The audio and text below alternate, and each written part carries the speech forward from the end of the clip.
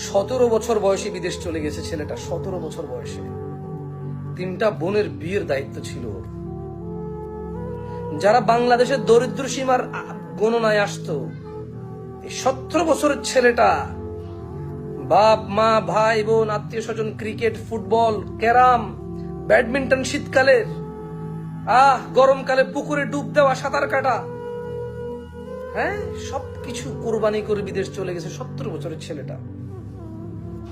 গিয়ে 3টা বোনকে বিয়ে দিছে। যৌতুকের প্রথা ছিল, বোন জামাইদেরকে বিদেশ নিছে।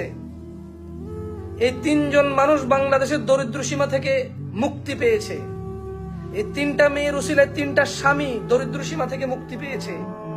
ওই 3টা স্বামীকে বিদেশ নিয়ে যাওয়ার পরে, আমি জানি অন্যায়, যৌতুক দেওয়া অন্যায়, যৌতুক নেওয়া অন্যায়, হারাম ইসলামে, বাট প্রথা ছিল। ও বলেছে আমার বোনকে বিয়ে করলে বিদেশ নেব, বলেছে ও।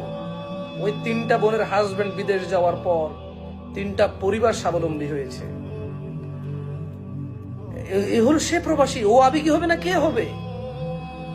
ওর জ্ঞান কতটুকু? ও আপনার সাথে আপনার মতো হ্যালো কেমন আছেন, আপনি বাংলা বলতে পারেন, একটু একটু পারেন, আমি পারি না, ও তো এভাবে বলতে পারবে না।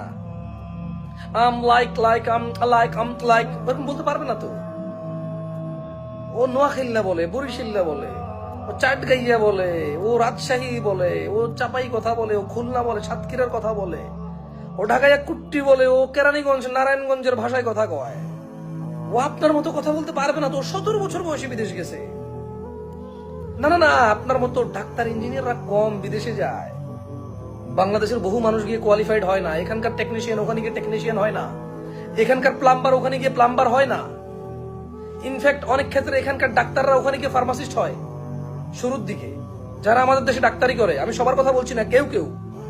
বিদেশ ভিন্ন জিনিস তো, বাংলাদেশের মতো না তো যে রুগী গেছে পেটে ব্যথা নিয়ে কিডনি খুলে রেখে দিছে। বিদেশ এরকম না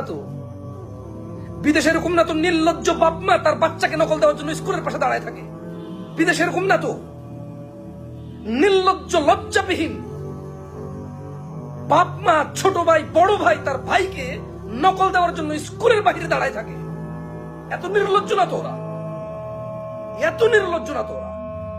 স্কুলের টিচাররা সবাই মিলে নকল সাপ্লাই করে।